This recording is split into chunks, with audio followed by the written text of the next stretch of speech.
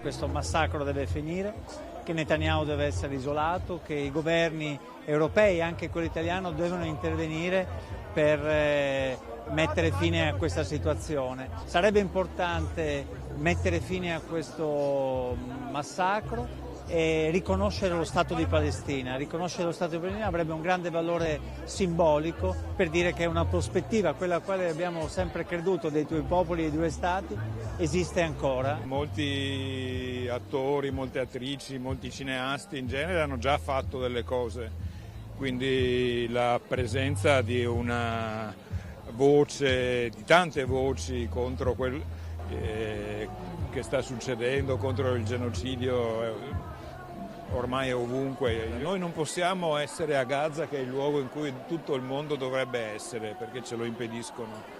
Non potendo essere lì, portiamo qui Gaza. Non mi sembra che ci sia nessun tipo di chiusura.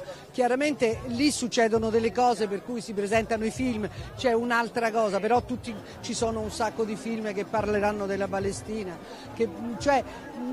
Io non la vedo questa cosa di voi siete lì e noi siamo qui, sinceramente non mi sembra. Noi pensiamo che l'umanità in questo momento stia urlando a gran voce che esiste, che qui c'è la rappresentanza della meglio umanità. Le persone non riescono più a stare a casa, abbiamo bisogno di scendere in piazza, abbiamo bisogno di farlo tutti insieme per dire stop a questo genocidio.